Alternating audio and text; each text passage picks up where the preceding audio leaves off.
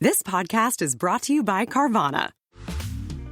Car shopping shouldn't feel like preparing for a marathon of paperwork. That's why Carvana makes buying and financing your car easy. From start to finish, search thousands of vehicles with great prices. All online, all on your time. And when you're ready, your new car shows up right at your door. It doesn't get better than that. Buy your car the easy way. On Carvana. Delivery fees may apply. I didn't think the pain from the shingles rash would affect simple, everyday tasks like bathing, getting dressed, or even walking around.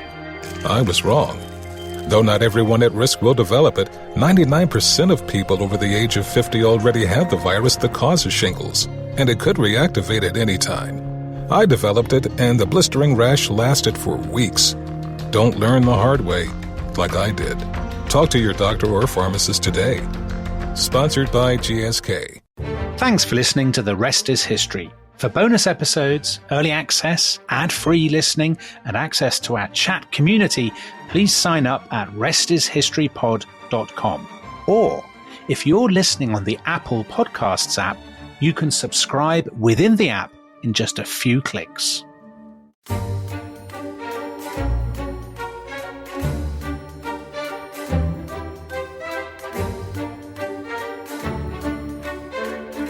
Hola y bienvenido al Resto e Historia. Now, how would you like to try a free case of fabulous Portuguese wine? Of course you would, wouldn't they, Tom? And you are in luck, because this episode of the Resto e Historia is kindly sponsored by Wine 52. And Dominic, their wine odyssey this month takes us to the stunning north of Portugal, which of course has very ancient links with us here in England, doesn't it? If an area was a friend of the Rest is History, the north of Portugal would be a friend of the Rest is History, Tom. For reasons that we will shortly be explaining, because today's podcast is sponsored by Wine 52, and because they are promoting Portuguese wine, we thought that we would focus our episode today and the succeeding episodes on the history of Portugal. Yeah, and Wine 52 are offering listeners to the Rest is History 3 Portuguese wines for free, unbelievably. So all you need to do is to go to www.wine52.com/history. You'll need to cover the postage costs of £8.95, but you will get 3 free bottles delivered to you. And this is very much the kind of thing that Wine 52 do. They showcase the best wine that comes from a different region each and every month. And you have the choice of mixed, red only, white only case. And also you get a magazine brilliantly called Glug. And you get 2 tasty snacks as well. I love a tasty snack. I know you now, do. After your first case, you will join the monthly wine club, but there is no minimum commitment at all. So if it's not for you, you can pause or cancel at any time. Now remember, it is www.wine52.com/history. That is, of course, the word wine, then the numbers 5 and 2.com/history, and you can claim your case today. So on with the show. Bon dia. The fardo is on. The wine is cracked open. And Dominic, you are full of excitement, are you not? Because today's episode is the first of an epic sweep through the history of Portugal. And you are a huge, is it Lusitanophile? Would that be the word? I think a Lusophile. A Lusophile. Hola, everybody. Bem-vindo. Hola, Tom. And that is Lindo Fado. Lovely fado music that you're playing in the background there. Very much the atmosphere of a restaurant on the Algarve, circa 1975. It's Amalia Rodriguez. She's incredibly famous. Top fado performer. I'm going to fade her down. So Dominic, this is a subject that you're very, very keen on. I'm going to put my hands up and say that I am less familiar with Portugal than I should be. When I say should be, every patriotic Englishman should go to Portugal, because Portugal is, of course, our oldest ally. And that will be a theme running throughout this history, won't it? It will indeed, because the history of Portugal is entangled with that of England and later Britain. I think it's the oldest surviving alliance anywhere in the world, Tom. In some ways, as we'll go on to discuss, although it's enshrined in the Treaty of Windsor, its origins go back even further. So you could argue this year is the 650th anniversary of the first alliance between England and Portugal. So it seems appropriate that we're talking about Portugal. But also, Tom, Portugal is one of those countries that can genuinely claim to have changed the world, as we will discuss. We have to say for bad as well as good. Yes, for bad as well as good. Darkness as well as light in the story. There is a lot of bloodshed, but it's also the country that in some ways you could argue inaugurated the modern age of globalization, as we'll go on to discuss. And actually, it's a sort of parallel narrative to the narrative that we often tell about the sort of early modern period, because we're all familiar with Columbus and Cortez and Pizarro and the Spanish Armada and Philip II. But this is a much less well known, but just as colourful and just as kind of lurid a story. And in a way, as significant. Yes, absolutely as significant. Absolutely. Yeah. Yes. But we will come to all that, won't we? Because everything must have a beginning. And I thought it would be nice to begin this story not actually in Portugal, but on Capri, which was the subject of our recent episode on Roman holidays with Tiberius, who people who listened to that episode may remember that Tiberius retired there, and there were lurid stories told about his activities. But there was also an alternative narrative in which Tiberius pondered the mysteries of this and other worlds. And one of the reports that was brought to him, and we get this from friend of the show, Pliny the Elder, and it says an embassy from Olisipo, which was the Roman name for Lisbon, sent for the purpose, reported to the Emperor Tiberius that a Triton had been seen and heard playing on a shell in a certain cave. So a Triton is a kind of merman, great wonder. And I think that the reason I thought this would be a fun way to start it is that it kind of focuses on a key theme in Portuguese history. And that is, firstly, that waves of invaders tend to come from the Mediterranean. So before the Romans conquered Portugal, you had the Carthaginians, and subsequently you'll have the Moors, all coming from the south. But there is a sense that because Portugal is facing out to the Atlantic, seen from the perspective of the Mediterranean, it's absolutely on the fringes of the world. For the Romans, it's fronting what they call the ocean, this great, vast, enclosing wave of salt sea.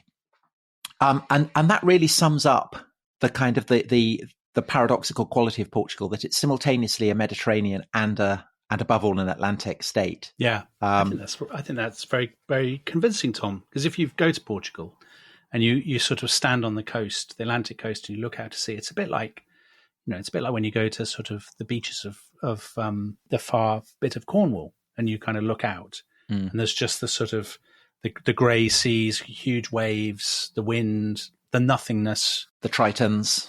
Yeah, this sort of sense of standing on the edge of almost an abyss. Yeah. And that sense that Portugal is both part of the Mediterranean world, as of course Spain is, or Italy or France, but it's also on the periphery, and it's kind of you're on the edge, I guess. That life on the sort of maritime edge is really important to Portugal's identity.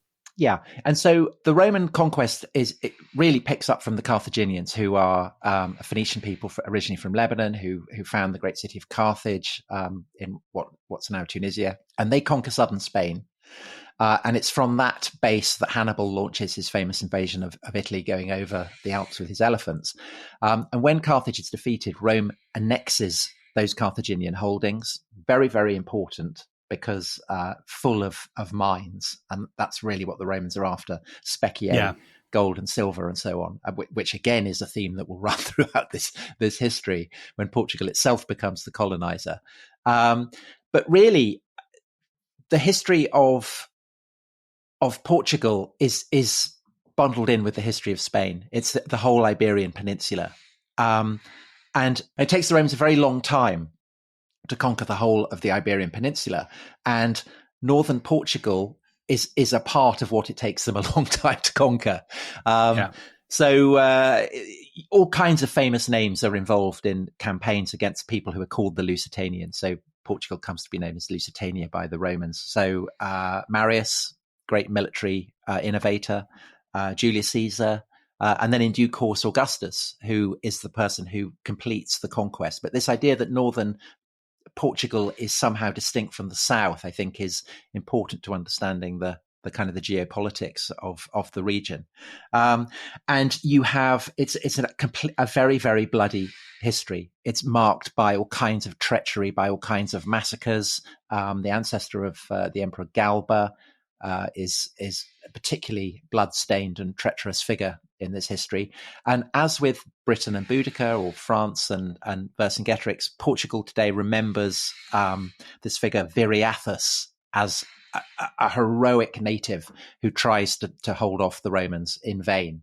But you get that, that sense that you have in France and Britain as well, that slightly ambivalent attitude towards the Romans, that you identify very strongly with them, but at the same time you fate the noble leader who leads a doomed attempt to hold them off.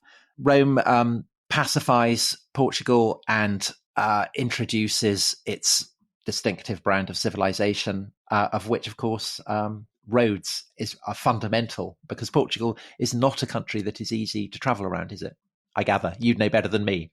Well, I mean, you were saying about the geography of it. So I suppose you could say in a very sort of simplistic way, there are three sort of zones. There is the north, which is very green, and the valleys that's where a lot of the wine comes from. So the Valley of the Douro, going from Porto. So it's actually quite sort of verdant, and it can be quite wet.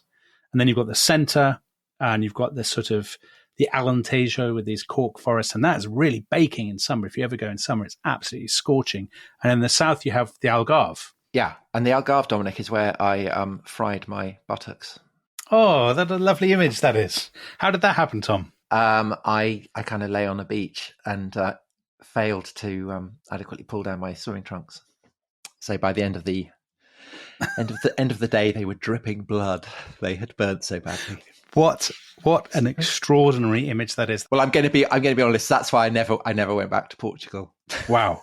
So you went to the Algarve, which I've never been to the Algarve, but in my mind, it's an enormous golf course. Is that fair? I'm sure it is. I just nipped over from Spain and went to the beach. And went to the beach and yeah, disgraced yourself. Absolutely. And disgraced myself, exactly. Oh. But the mention of Algarve reminds us of further waves of conquerors. So Roman Empire collapses in the west, gets taken over by the Visigoths, who were very, very militantly Christian. And they really helped Christianity to bed down in Portugal.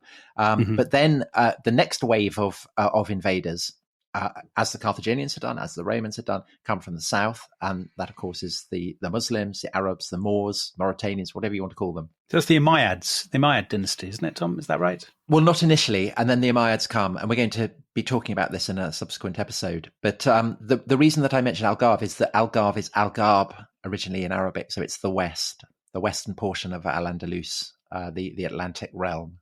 And the Moors, as the Carthaginians had done, are unable to conquer the north. So the north holds out under Christian kings, which is exactly the same thing, of course, that's happening in Spain at the same time.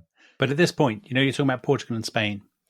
It's really important, I think, to say, isn't it, that there's no sense of there being two countries called Portugal and Spain. They're just a series of former provinces of the Roman Empire that were ended up under the Visigoths, and then, by and large, end up under the Moors. I mean, the Moors are, even if they don't take over the whole peninsula, they're by far the biggest power in the peninsula, aren't they? Yeah, so that's the division. It's between the predominant Moorish Muslim powers in the south that have all the kind of the rich lands, and the Christians have been confined to the mountainous reaches of the north. But that enables them to kind of preserve a kind of shaky independence.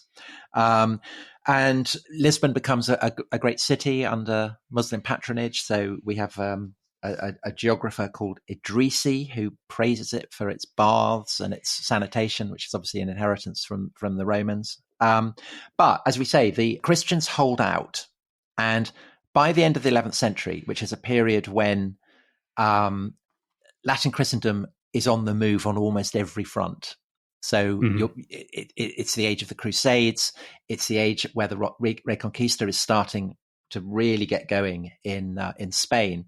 And the same process happens in what will become Portugal. And in fact, it's this process that gives Portugal its name, because you have a nobleman from Burgundy who's called Henry, and he has kind of established a kind of duchy, a county on the Douro, the River Douro, around Oporto, the kind of great harbour in the north. And this land becomes known as the land of the port, Portugal. Because it's Portus Calais, isn't it? That's the original. And at that point, Tom, I think I'm right in saying it's a vassal of the Kingdom of Leon, which we would think of as one of the cradles of kind of Spanishness. So at this point, the idea of there being Portugueseness and Spanishness makes no sense at all. There's a sort of patchwork, isn't there, in the Iberian Peninsula of medieval kingdoms, sort of endlessly shifting alliances. And actually, you know, the image that people have of the Reconquista, which is sort of heroic Spanish knights driving back the Moors. It's actually a bit more complicated, isn't it? Because they're always sort of falling out with each other, and they're all fighting each other as well. And exactly, and sort of playing off the Moors against one another, and the Moors are playing them off against each other, and it's much more complicated. Yeah, well, so the Moors are fragmented into kingdoms as well, so it's all a bit quite complicated. And one of the things that Christian noblemen are obviously keen to do, if they get the chance, is to claim a crown. So yes.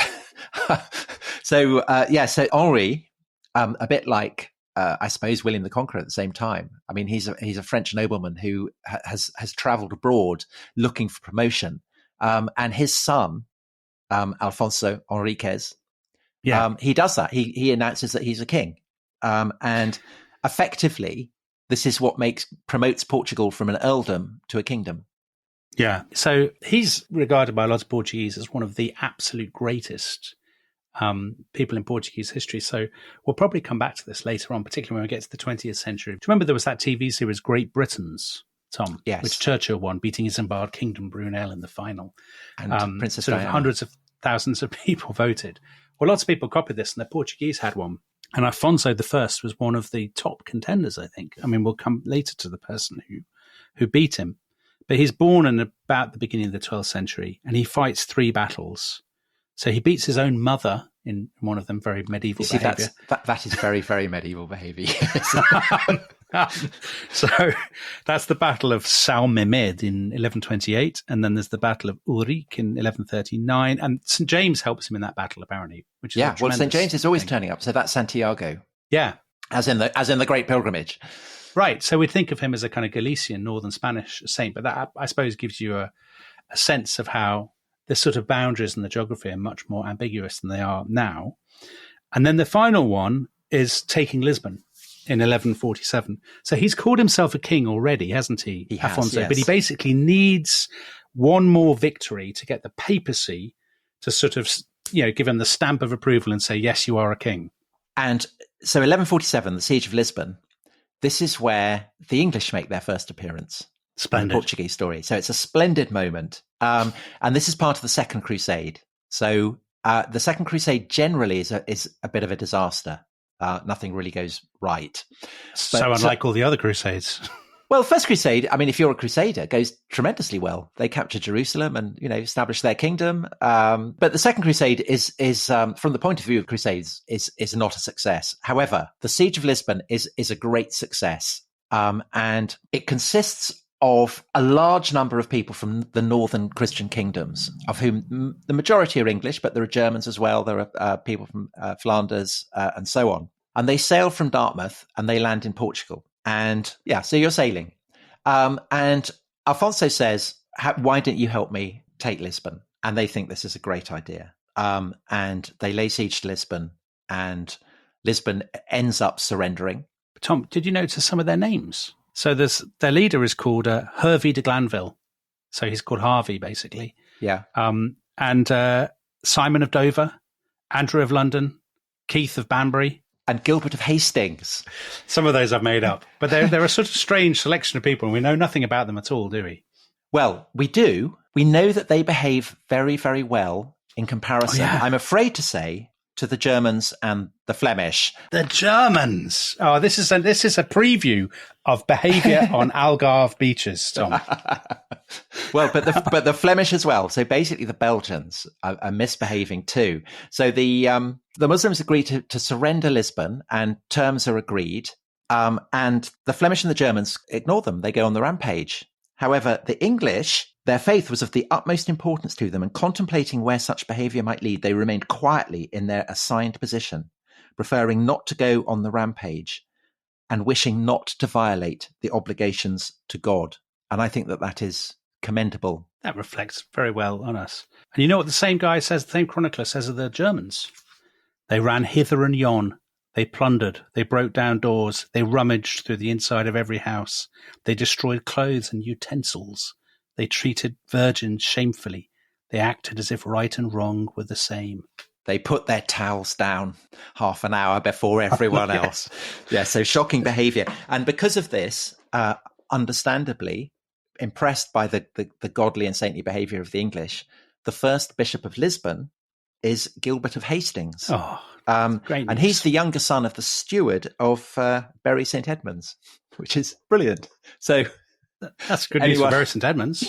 Yeah, absolutely. So that's all great stuff. And it's the theme of a novel by Jose Saramago. Have you read that? The History of the Siege of Lisbon? No. It's very good, and it all depends on. So it's a typical subtle, clever novel working on multiple levels, and it's about an editor who is assigned a book on the Siege of Lisbon, and he decides just for fun to alter the meaning of a crucial sentence by inserting the word "not" in the text, so that the book now claims that the Crusaders did not come to the aid of the Portuguese king in taking Lisbon from the Moors, and so everything gets upended. Well, do you know what? There's the Portuguese themselves tell a story about the Siege of Lisbon that completely contradicts the sort of historical narrative. So one of their great heroes is a man called Martim Moniz, and he's supposed to have, in the siege of the castle, the Moors were trying to shut a door, and he basically stuck his body in the doorway so that they had to block the doorway so that his comrades could get in past his body while the Moors were hacking at him, and he sacrificed himself. But unfortunately, the Moors actually surrendered the castle in a deal with the Christians. So this almost certainly didn't happen. But he's got a metro station named after him, which is nice. There you go. So who's laughing last? Well, yeah, it's true. I mean, the rest of history obviously specialises in things that didn't really happen. But even by our own standards. But Martin Moniz won, historians nil, I think. Yeah, so that's fair to say. But Tom, that sort of theme of the English, that sort of runs right through Portuguese history, doesn't it? So should we jump to the 14th century?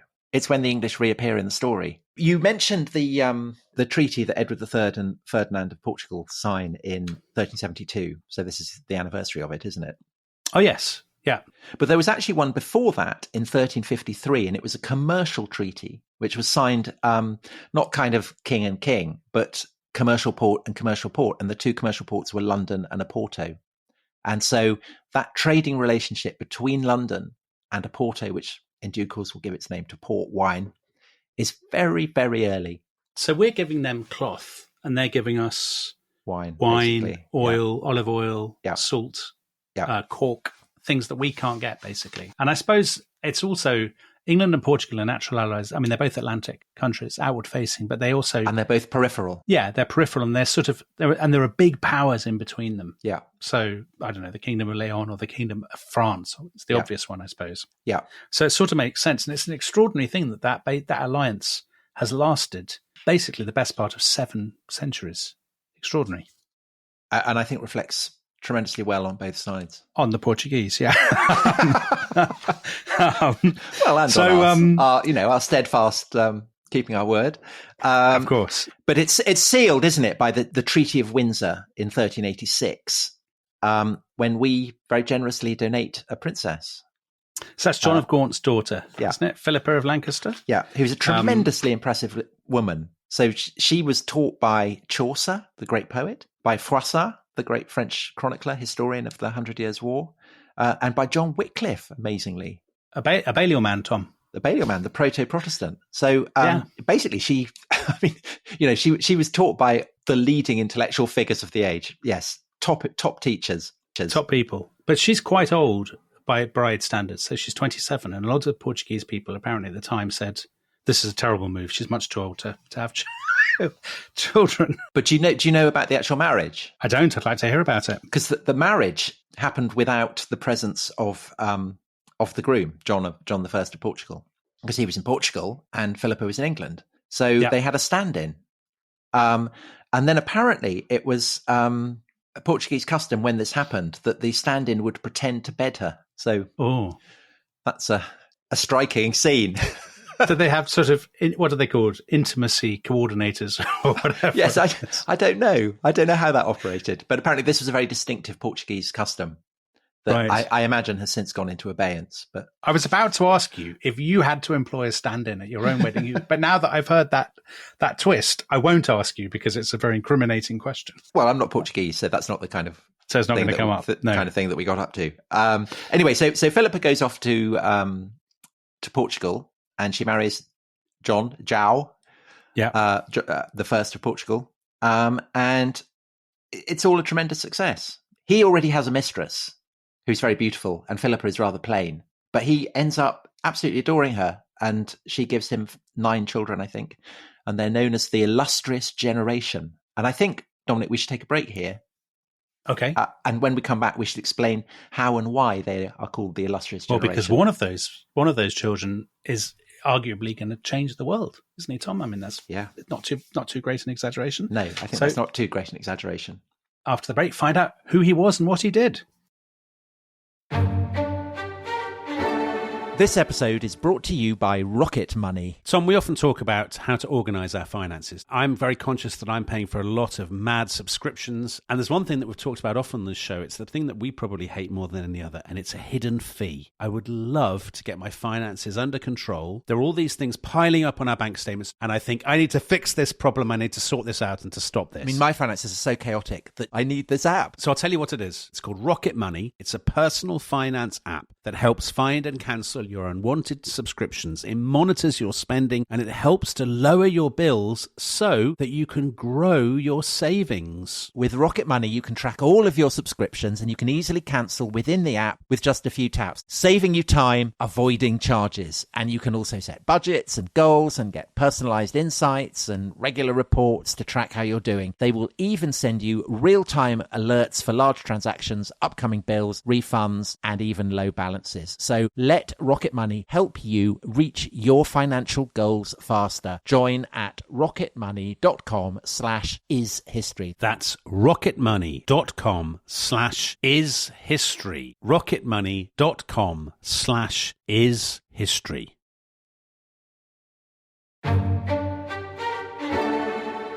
Before we get back to today's episode, thanks to our sponsors, Wine 52, for those lovely Portuguese wines we were talking about at the start of the show.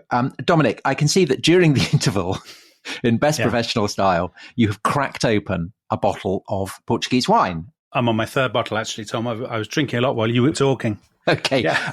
Do my eyes deceive me, or is that the Atuar by Quintas do Homem by any chance? And if it is, how is it?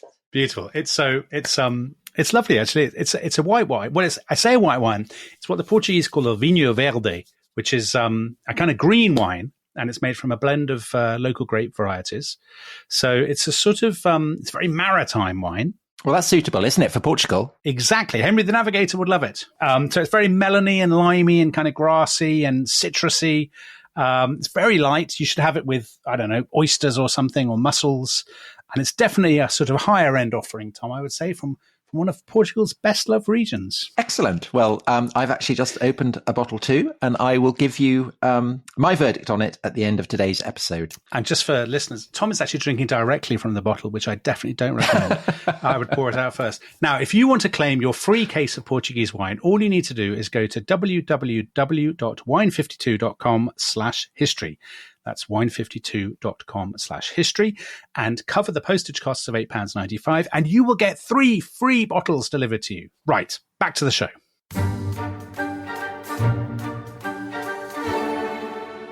So welcome back to The Rest is History, everybody. Tom, you were telling us before the break with great gusto about Philippa of Lancaster, who you're clearly a very big fan of. So she's gone off to Portugal.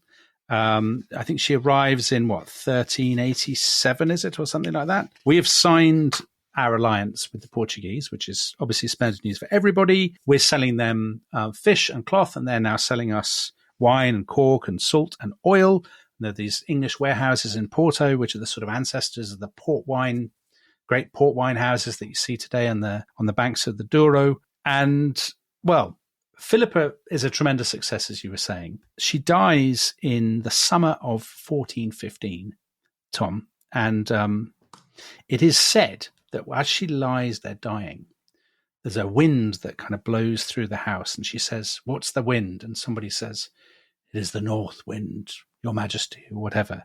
And she says, "That will be a great wind for my husband and son's voyage to Africa." And then she dies. So what's going on? Well, so 1415, of course, is better known in England for the Battle of Agincourt, where Philippa's nephew, Henry V, defeats the French. And her sons are very kind of Henry V characters. They are great warriors, and they are terrifyingly devout, and they kind of fuse it into this kind of distinctive sense of conviction, purpose, and aggression, not to put too fine a word on it. And you get, I guess there are kind of three who stand out. So you have Duarte, Edward, who becomes the king, a great warrior. You have Peter, who is a fabulously well-traveled man. I mean, he goes all over the place. And then you have Henry, who will come to be known in the English-speaking world as Henry the Navigator. But all three of them are very, very impressive figures. And this wind that Philippa, as she lies dying, hears blowing is a wind that is blowing the Portuguese fleet across the straits from Portugal to North Africa, and specifically to the great fort of Ceuta. Beautiful pronunciation, Tom. Thank you. Some people may know Ceuta now because it's basically on the Moroccan coast, but it's actually Spanish. It's an enclave.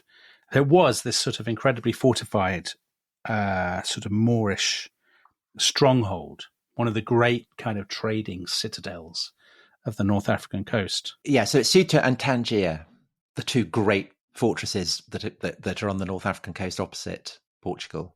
This is Portugal's sort of entrance onto the world stage in a way, isn't it? Because up to this point, it's been one of multiple kind of small, slightly sort of fly-bitten Iberian Christian kingdoms. It's still very poor. It's basically, they're all farmers and fishermen. There's only 1 million people, and they go across the sea, and they basically smash their way into the city. Well, they take them completely by surprise. I think they only lose 8 men or something. It's a kind of storming victory, but then they capture it, and they realize that basically it's all been a waste of effort, because all the trade that was going to Ceuta is now going to Tangier. And essentially, it's costing them an absolute fortune, and they're making absolutely nothing from it. And then finally, the Portuguese do capture Tangier in 1471. So it's taken them a long time, but they do get both those great fortresses. And that's kind of a signal, really, that, as you say, Portugal has arrived as a kind of great power. So in due course, let's call him Henry, because we know him as Henry the Navigator in English. So he's behaved very well in the capture. He's won his spurs there. So he's 21. He's 21 in 1415, I think. Yeah. So wins his spurs, great hero. And in 1437, he tries to capture Tangier, and that goes disastrously wrong. And he's defeated. He negotiates a safe passage for himself and his army back to Ceuta. And the moment he gets back to Ceuta, he reneges on the deal. So I'm afraid that doesn't redound very well to him. That's kind of Germano Flemish behaviour rather than English. So he's to sort of paint a bit of a picture of him. He is you would love him, Tom. He is. Why? Because he thinks everything is very deeply Christian, like you. But he likes ships. I'm less keen on ships. You're not keen on rope, I think, specifically. I'm not keen on rope. That's your objection to the novels of Patrick O'Brian, who surely would admire Henry the Navigator. Anyway, he's very, very, he's celibate. He never marries. He wears a hair shirt. He's a very sort of strict. He's actually, your comparison with Henry V. Exactly. It's that kind of militant asceticism. Yeah. Makes him, I think, a very frightening figure. So he's militantly ascetic. So he's a very austere figure, Tom, but he's also visionary, isn't he? Because when they took Ceuta in 1415, Portugal has been on the periphery, and now they've sort of got a toehold in North Africa, and there's this sort of sense that beyond there is all this stuff going on that they don't really know about. There are caravans crossing the Sahara, and there are spices, and there are ships coming from across the Islamic world. And there's this sort of, it's like they've got a glimpse into this vast trading network that they previously, were slightly in the dark about. And there's, I don't know, cinnamon and cloves and all kinds of stuff that's very exciting for them. And I guess I would say Henry the Navigator's sort of his vision, he thinks that despite Portugal's poverty and its kind of peripheral nature, that they can get a piece of this. Yeah. Well, I think it's a blend, again, very Henry V, of greed, a lust for wealth, for land, for all the good things that brings, but also a kind of almost mystical sense of Christian militancy. Because Henry the Navigator is also very, very interested in destroying Islam. I mean, that's the scale on which he's thinking. He wants to destroy Islam, and he wants to outflank the Muslim world, and he wants to discover this mysterious great Christian king who supposedly lurks beyond the limits of the world that the Portuguese know, called Prester John, who is it turns out to be a completely mythical figure. A kind of compound of all kinds of rumours that over the course of the Middle Ages have mixed together. And he never actually exists, but he serves the figure of Prester John, the idea that this great king exists tantalizingly just over the horizon, and that if only the Portuguese can establish contact with him, then they can forge an alliance and destroy Islam. I think that's also a kind, as well as the kind of the lust for spices and silks and jewels and so on. I think that is also a key determinant. And in a way, it's hard to disentangle them because they're kind of fused together. Let's sort of unpack some of this, Tom. So first of all, the Prester John stuff. So this idea that there's basically this Christian monarch out there in Africa somewhere, or beyond the Islamic world. I mean, there's sort of a grain of truth, isn't there? Because there is a Christian kingdom in Ethiopia. Yeah. They know that there are Nestorian Christians somewhere in Asia. In Asia, yeah. So the sort of garbled rumors of this have reached the sort of Western Christendom. And I suppose this fuses with your thing about anti-Islam, because, of course, the Islamic world is on the march. Constantinople is going to fall in 1453. The Turks are kind of carrying all before them in the Balkans. And are expanding and expanding and going to reach their peak. I mean, they're not even going to reach their peak for another 100 years or so.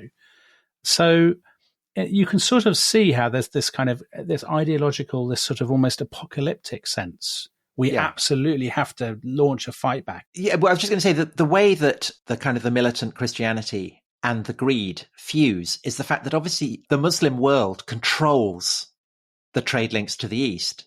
So they control Egypt, they control the Red Sea, they control Mesopotamia and Iran.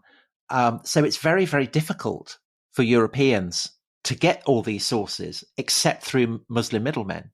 And so the dream of either destroying Islam or outflanking it. Yeah.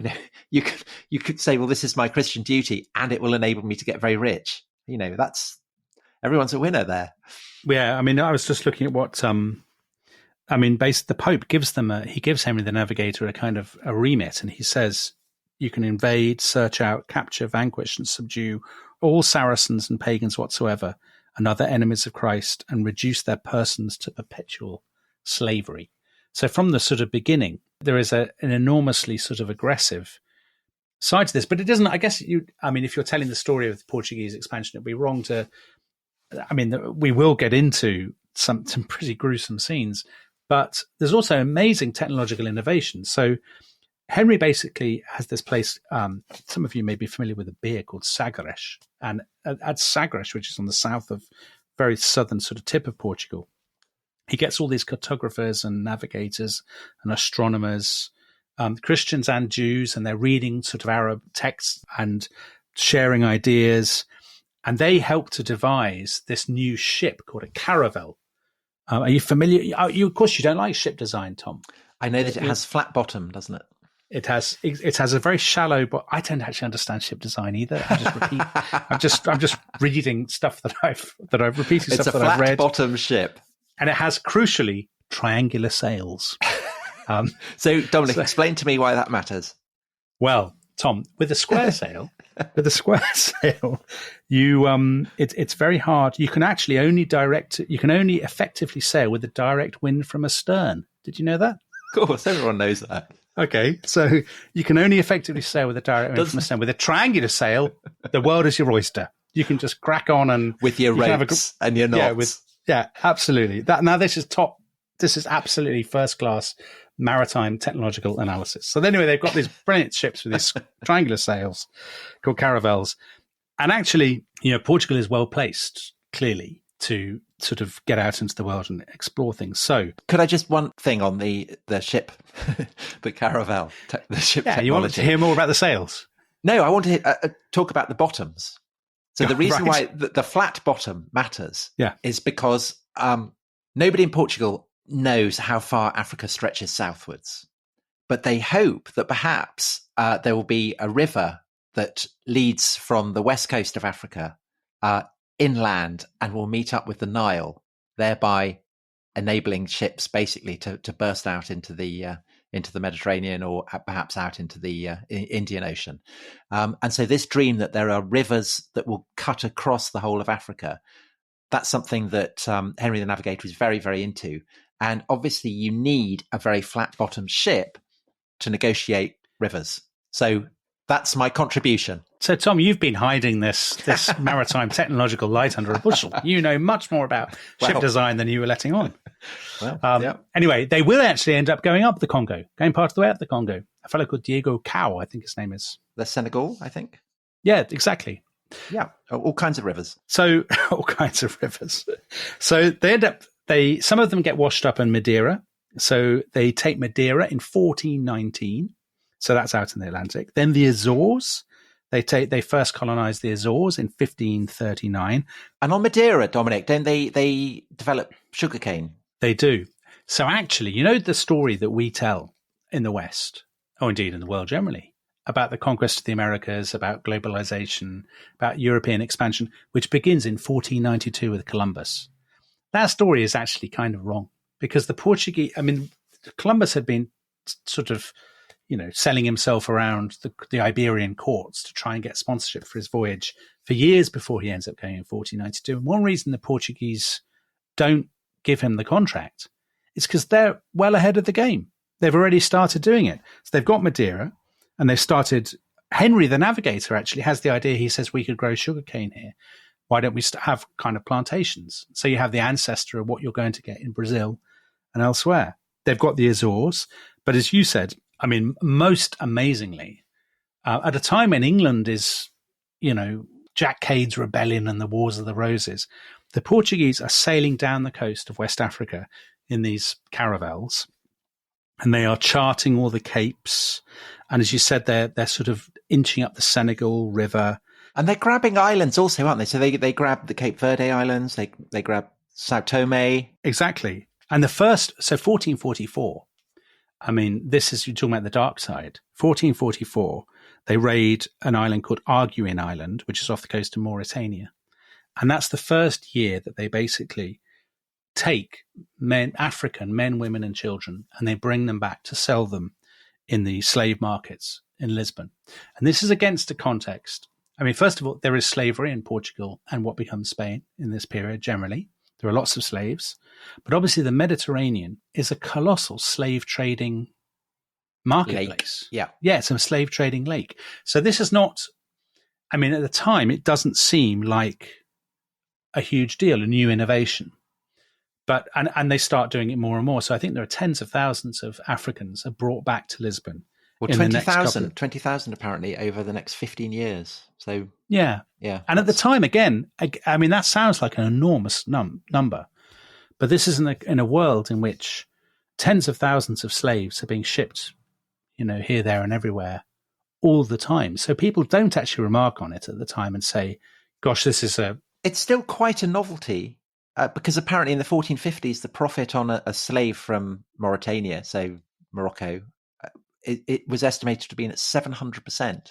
So that suggests that it's still quite, I suppose the novelty of a black slave, I guess, in the slave markets of Lisbon. Yeah, this is a sort of chilling harbinger, I suppose, Yes, what's and of going to course, come. and they're not only being brought back to the Portuguese homeland, they're also being taken to these infant plantations.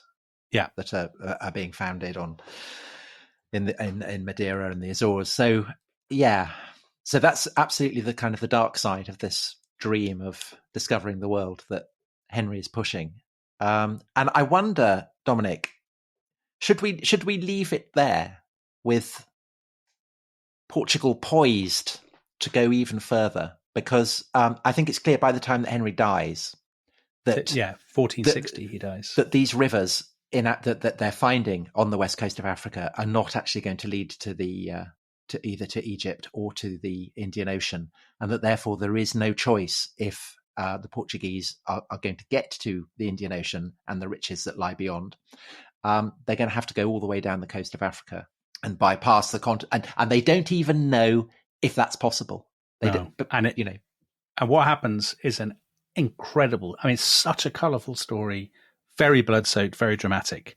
Just before we finish today's episode, now, Tom, while I've been talking, I can't help but notice that you have been quaffing away at yet another Portuguese wine. And I think I'm right in saying that is the Cheiro Tinto from Lavradores de Feitoria, isn't it? Trips off the tongue. What's the verdict? Is it good? Is it nice? Well, it's red. I believe that the wine critics would describe it as vibrant and medium-bodied, and it is bursting with all the fruit flavors that one would associate with Portugal. So ripe dark plums, cherry aromas. So very fresh, very, dare I say, fruity on the palate. Lovely. It's, and I guess if I was to say it was silky as well, the kind of silks that Vasco da Gama would have brought back from India. So, delicious and very Portuguese. Excellent. So listen, thank you so much. Obrigado to Wine52 for sponsoring today's episode. Now, remember that you too can join in our Portuguese Wine Odyssey, or rather go on your own Portuguese Wine Odyssey. If you go to www.wine52.com/history, you will need to cover their postage costs of £8.95. But on the other hand, you will get 3 free bottles. You will get Glug magazine, and you will get... Love Glug. You love Glug. And we love Glug magazine. It's actually one of my favourite magazines. You'll get Glug magazine, and you will get, Tom, crucially, 2 tasty snacks delivered right to your door. And I think, Dominic, you've already established you love a snack. Well, you love a wine. I love a snack. Everybody's happy. We all love Glug. Yeah, and we both love Glug. So listen, we will be back next time for part 2 of this epic History of Portugal series, and we will see you then. Goodbye. Goodbye.